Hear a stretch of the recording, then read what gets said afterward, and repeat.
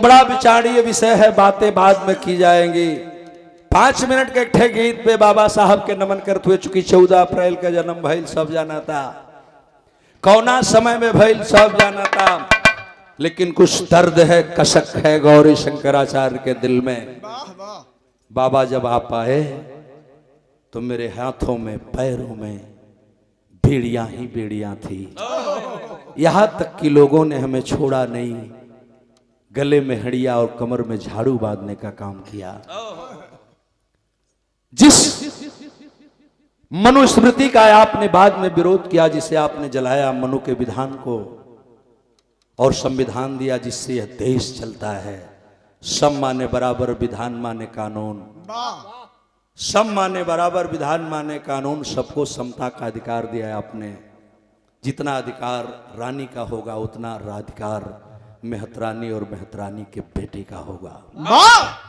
कितना गुणगान हम करेंगे। 14 अप्रैल की सबेरवा एगो गीत हमार छूटल बा। तो बाबा साहब आए हैं किन परिस्थितियों में, जिनका गुणगान लोगों ने किया। और धन्यवाद है इन बच्चों का, ऐसे महापुरुष जिनको विश्व के लोगों ने देवता कहा। वो कौन देवता, कैसे, क्यों देवता कहे गए, हमारी गीत के इतने मकसद बा। आई मकसद सगरी हमें ही में पूरा कह दे। 4 लाइन के गीत में वो कौन गीत बाजत बा मुन्ना?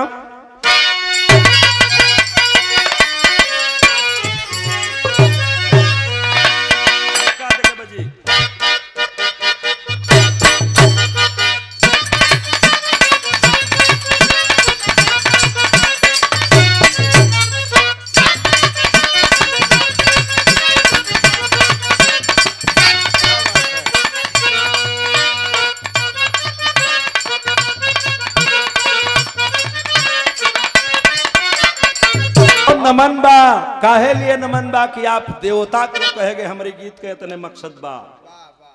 क्यों लोगों ने आपको देवता कहा? देवता वो के कहल जले हरि बाबू, जो देता है वही देवता है। जे हमके कुछ देला वो के देवता कहल जला, आ जे कुछ लेला, सुअर, भेड़ा, बकरी, खस्सी, कहराही, पियरी, धोती, मुर्गा, धारी, मुर्गा, ओझैती, सोखैती, ये जे लेत बा ओके लेवता कहल जाला। ये जे कुछ देत बा ओके देवता। तो अइला हो बाबा 14 अप्रैल के, अइला हो बाबा 14 अप्रैल के, अइला हो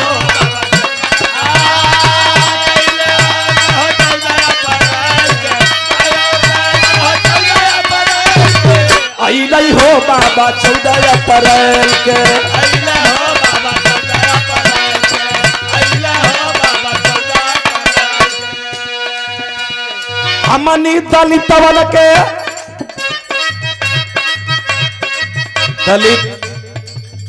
दलित शब्द बाद में आया है।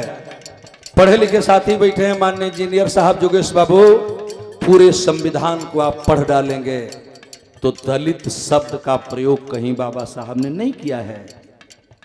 संविधान के हर पंक्तियों में जितने अनुच्छेद हैं आप सबका अध्ययन करिए, प्रस्तावना को पढ़िए, मेरे पास मौजूद है, पढ़ लीजिएगा। बाबा साहब ने कहीं दलित शब्द का प्रयोग नहीं कहा, समाज को शूद्र कहा है। और उसी शूद्र को परिभाषित करने के लिए माननीय कांसीराम साहब जब आते हैं तो 15 और 85 कहते हैं, और 85 को दलित कहते हैं, शूद्र कहते हैं। जोन में अहिर भौर कुर्मी कहार पाल गड़री दुनिया पासी खट्टी चमार डोम धरिकार आदि आदि आदि आदि वगैरह वगैरह लोग आते हैं, लेकिन शूद्र मानने को लोग तैयार कहाँ हैं। यही तो दर्द थी कांसीराम साहब को। बाबा साहब का मिशन पढ़ा था। बाबा मानवर साहब ने इस्तीफा दिया था नौकरी से, रिजाइन करके तब बॉम्ब सेफ DS4 बनाया और 14 अप्रैल 84 को बहुजन समाज पार्टी बनाया। संविधान मैनिफेस्टो बना और संविधान के बल पर वह दल चलता है। मैं किसी पार्टी की बात नहीं कर रहा हूं, मैं एक बात बता रहा हूं आपको। वो जागृति एक ऐसी दे करके गए कि हमारा समाज का लोग कबो भौर नुनिया चौहान खटीक MP MLA विधायक भैले का सपना ना देखत रहे। वो समय में भी मीनाक्षी जब इतिहास लिखाई कि नोनिया समाज का पहला संसद भारत के भई रहे, तो पहला नाव नोनिया का अगर आई तो बाल किशुन चौहान हो घोसी लोकसभा से भई रहल, इतिहास में दर्ज हो गई। राजभर समाज का विधायक कब हुआ था? तो तब हुआ था जब बीएसपी बनी थी, नहीं तो करी पहले के पैदा ना रहल। तई बाबा साहब का मिशन हम बतावे जाते नहीं, क्यों आपको देवता कहा गया है, मैं यही बताने जा रहा था। लाइन कितनी है? सुरक्षित सीटों पर चमार धोबी पास दुसाध हो सका, लेकिन जब हम बात बताओ तने हमारी बात के गौर करब, यही से हमें लाइन में लिखले हैं का हमनी दलितवन का धोवाई बादे मैल के, हमनी दलितवन का धोवाई बादे मैल के, अइला हो बाबा 14 अप्रैल के, अइला हो बाबा 14 अप्रैल के, हमनी दलितवन के धोवाई बादे मैल, हमनी गरीबवन के धोवाई बादे मैल के, जन्मई हो बाबा 14 अप्रैल के, जन्मई हो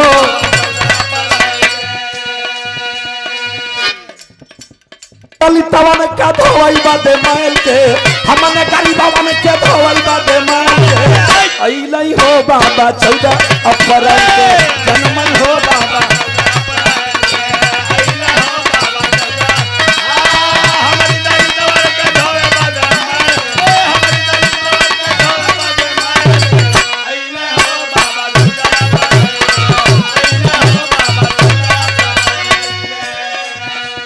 माई भी ना बाई के गोदिया का फूल हो,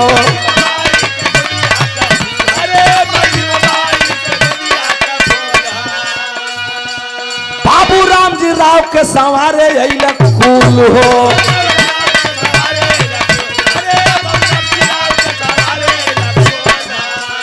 मनवा मोहल्ला घर अंगना में खेल के, मनवा मोहल्ला घर अंगना में खेल के, जन्मई हो बाबा 14 अप्रैल के, जन्मई हो बाबा 14 अप्रैल के, अइलई हो बाबा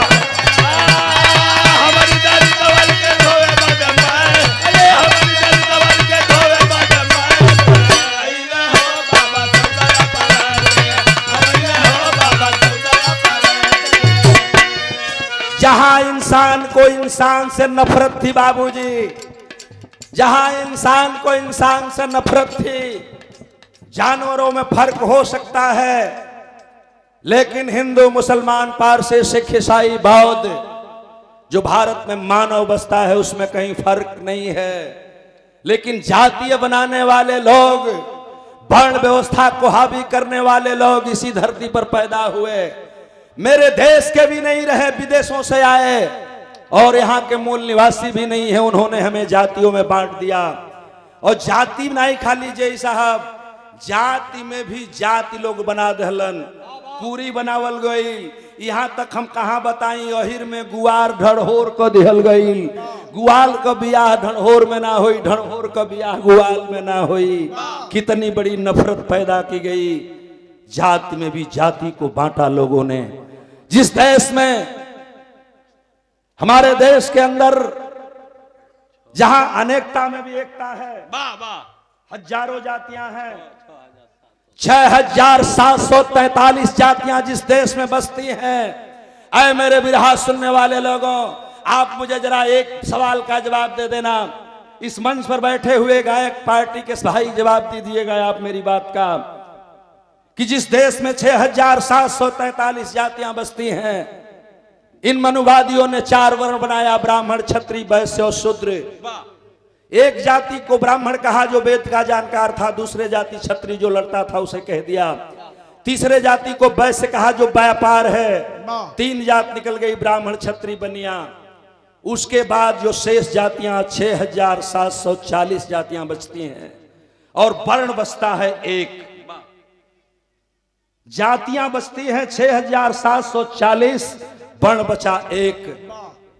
तो मैं मेरे समाज के भाई ओहिर भौर कुर्मी कहार नोनिया पासी खट्टिक चौहान डोम धरिकार चमार पाछे आदि आदि आदि आदि वगैरह वगैरह, इस सगरी जाति कौने वर्ण में आवे ले तनी हमके समझा दी लोगन। तब गौरी शंकराचार्य मान के जई कि हमहन का का हैं जा। इसी को मानवर कांसी राम साहब ने जब 85 कहा तो लोगों को दर्द होने लगी। लेकिन बाबू लोकेश बाबू बैठे हैं, समझने की जरूरत है। ये बात बड़ी ऊंची है। जाति में भी जाति लोगों ने बांटा। कहला कि तू हमारी बरोबरी पैठ जाइबा पतरी में खा सकेला फलनवा चमार है। गौरिया कितनों ने बिरहा गाई लेकिन जाति का चमार है। एक लोग पसंद ना करी हम ये लिए कि उजतिया हमारी पर लागल वे ये छोड़ के ना जाई। जाति है कि जाति नहीं। संत रैदास ने कहा कि जाति जाति में जाति है जस केलन के पात। जाति कुजाति न जाति है जब तक जाति न जाति। जाति जाति में जाति है जस केलन के पात।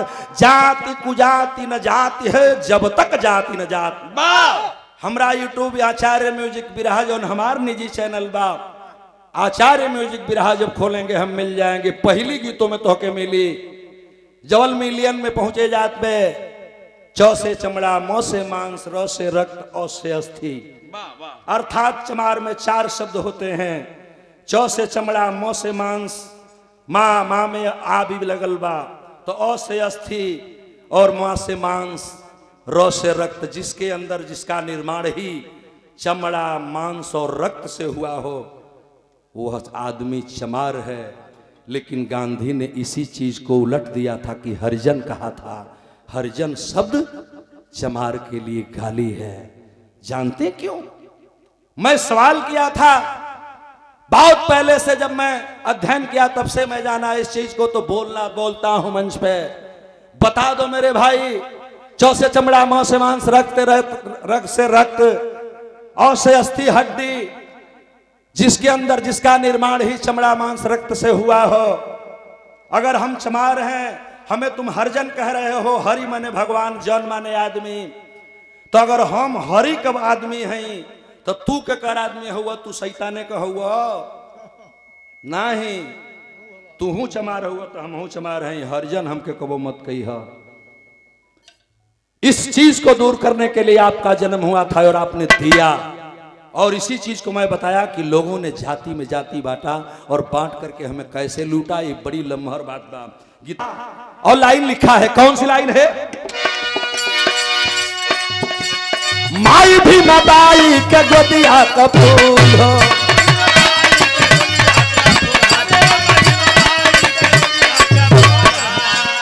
बाबू राम राव के सवारे अइला फूल हो।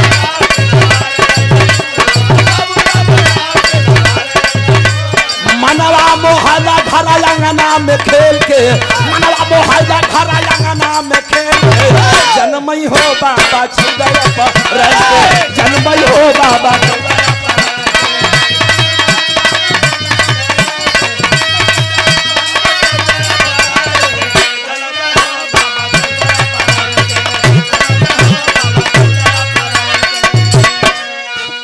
दौलत पीछे धार रहल हमारी नेवारिया।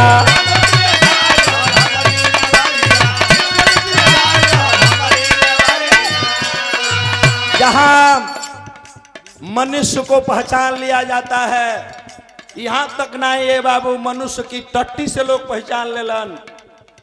रास्ता पकड़ के जात बा तो गोड़े का अगर पैर धूर में लगल बा, बलुआ में लगल बा तो लोग जान जी कि हाथी कह कि गाय बैले कह। अगर बकरी के लेड़ी कैले बा तो लोग जान जे बकरी बकरा होई। गाय गोबर कैले बा तो कोनो गाय छुआ को होई। लेकिन मानव मानव एक समान। मानव की टट्टी से आप बता दो कि किस जाति का ये टट्टी है। एक अंगुली मैं काट रहा हूं, एक अंगुली सबीर भैया का कटाई, एगो अंगुली पिंटू बाबू का काट दिहल जा। तीनों खुनवा के में मिला दिहल जा। तक के बताई कि है हीरे कह, है चमारे कह, है नोनिया कह, है भोरे कह, है हिम्मत। लेकिन तूने यहां आकर के मनुवादियों के रूप में मनु के विधान को मान करके मूल निवासियों को बांटने का काम किया। और आज उसी की देन है कि देश कहां जा रहा है। मेरे देश के हालात क्या हैं? कभी आपने सोचा है? कभी आपने विचारा है? इस देश के हालात बड़ी भयावह है। लोग नारा देते हैं बेटी बचाओ बेटी पढ़ाओ। कभी आपने इसको समझा है? नहीं बुझला तो हम बुझाता नहीं मीनाक्षी। बेटी पढ़ाओ बेटी बचाओ का मतलब ये होला कि मैंने बेटी के अगर पढ़े के भेजी है तो अपनी बेटी के बचावे के क्षमता रखी है, नहीं तो मनीषा नियर बलात्कार हुई, बूटी बूटी काटल जाई, अंग अंग अलगे हुई या रोज होता।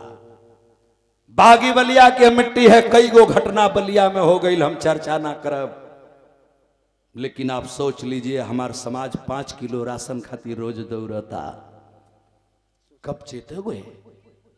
यही है बाबा साहब ने यही कहा था। नहीं, बाबा साहब ने अगर रोया था तो ये नहीं कहा कि रोया था कि मेरे पढ़े लिखे लोगों ने धोखा दिया, नहीं, मेरे समाज के कुछ पढ़े लिखे लोगों ने मुझे ऐसा धोखा दिया कि मेरे 4 बच्चे दुनिया से चले गए। इंदू एक बेटी रही, बाबा साहब 5 गो संतान को रह रहा हूं, रोते पे गए इस दुनिया से बाबा साहब, आखिरी भाषण में रोए थे। मैं उधर नहीं जाना चाहता, लेकिन आपने वो चीज दिया जहां मुझे पानी नहीं था, पानी दिया।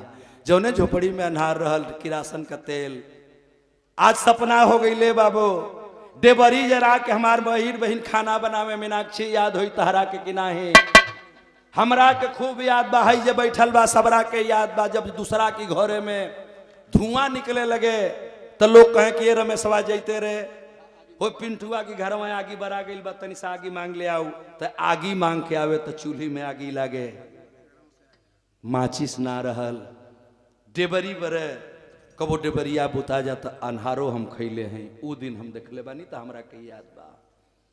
और यही नहीं, इस समाज के लोग पूरे दिन ताले में नदी के किनारे कोड़िया करा, दिन भर कोड़िया कैले के बाद चाचा मेझड़ा का आटा 1 किलो हमहन के नसीब ना हो, ये गो रोटी अगर केहू तरह बन जाए, माई बुढ़िया माई के 4 लैकन के 4 गो के देवे के बाद तो के पलटा से काटा, पलटा से काट के 4 भाग में आ चटनी चोखा जौन रह तो 4 जगह परोसा।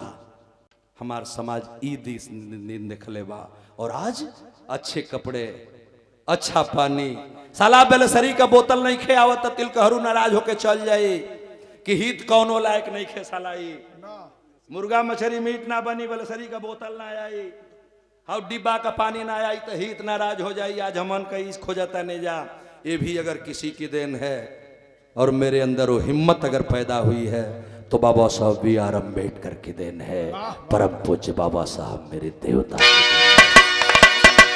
मैं बधाई दूंगा नांगली जैसी बेटी को, जिन्होंने भारत में इन माताओं बहनों को तन ढकने के लिए लड़ाई लड़ा और स्तन को भी काटना पड़ा। तो गीत का हमारा दूसरा अंक अलग है।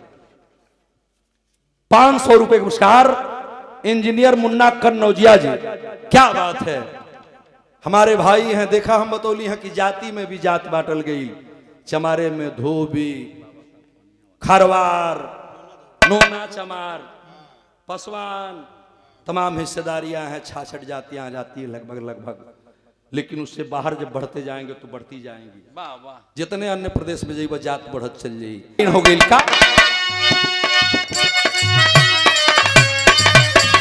ढोलक पीछे धार रहल हमारी नेवारिया,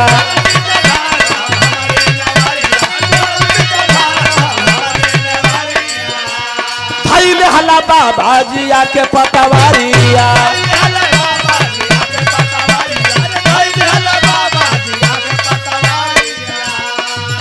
अरे मनुवादी नीतिया के, अरे मनु के विधनवा के आगे में धकेल के तुकबंदी। मीनाक्षी गवैया मंचे पर बोला सा ना कि हमहू लेखक हो गए बने, लेकिन हई देखो पर बैठावे के परी तो कपार चकरा जाई। लो पर बिरहा कबो ना लिखाला जाई, देखो ये हमार लिखल है।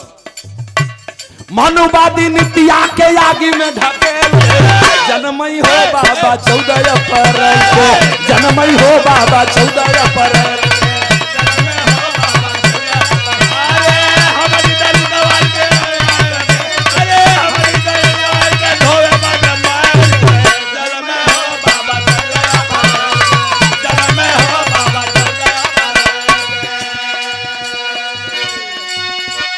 बाबा आप दीपक के तले पढ़े, लेकिन हम लोगों को ऐसी चीज दे के आप गए कि आज हम अंकल लाइट जो होइला एगो घर में अगर 5 आदमी बा तो 5 गो हाथ में मोबाइल बे। मानने जय साहब इंजीनियर साहब लोग बैठे हैं, 5 गो लड़का बाना सा तो 5 के लगे मोबाइल बा, वो 20,000 से ऊपर के बे। एक दिन लाइन में भाग जात बताई अभी चार्ज कैसे होई तो उन्हन के बेचैनी धोलेत बा, बीपी हाई होखे लगत या दूसर का दिन जब लाइन नहीं खेवत तो ये लिए कि लइकवा नौका कुल 2-2 बजे राती ले बतियावत आज सुभाष यादव जी झुंटा में जाके बतियावत सो तो हम मोहर नहीं खी जाए चाहत हमार बतिया तनी समझ ले सब। आखिरी लाइन अनारी झोपड़िया में दिया ना जरा वाला,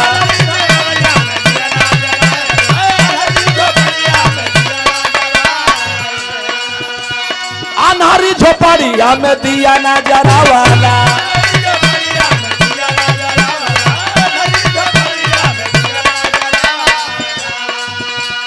गारावा से हारी झाड़ू कमर से छोड़ा वाला,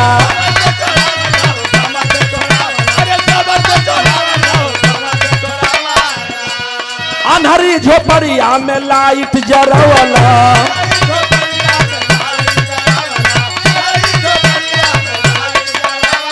गारावा से हारी कमर झाड़ू से छोड़ा वाला,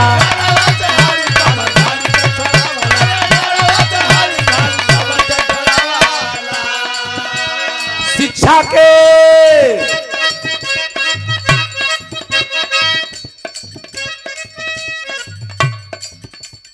हाथवा में कलम दहला,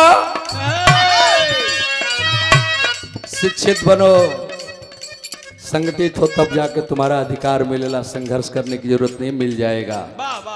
जेई इंजीनियर मास्टर डीएम कलेक्टर बने हैं तो बाबा साहब की इस ताकत से बने हैं।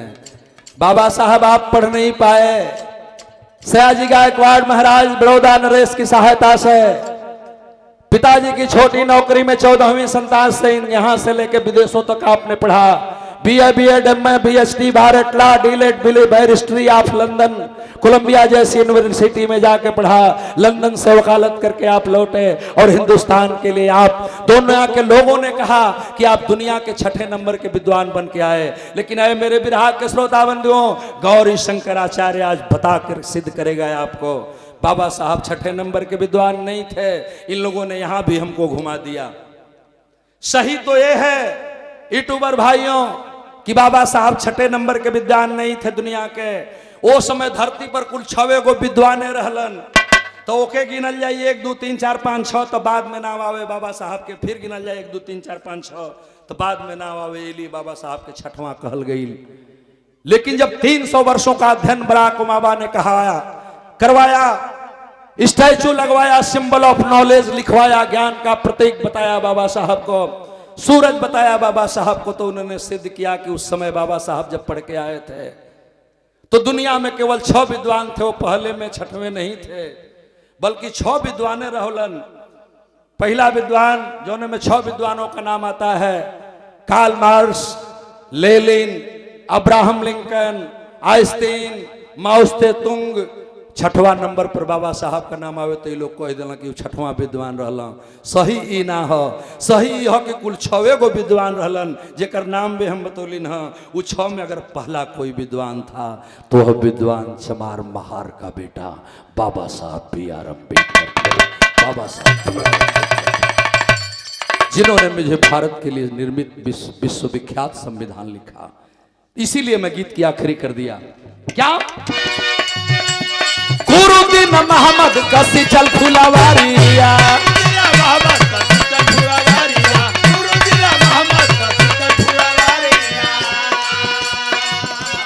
गाया लाल जगलू यादव, गाया लाल जगलू जगधारी का बहारिया,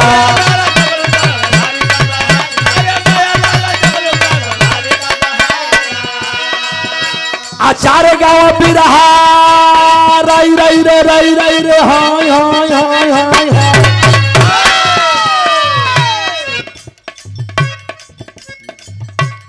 गौरी शंकर गाँव याबर, गौरी शंकर गाँव, आचार्य गाँव बिरहा कब औरी ढकेल मई हो बाबा चुदाया।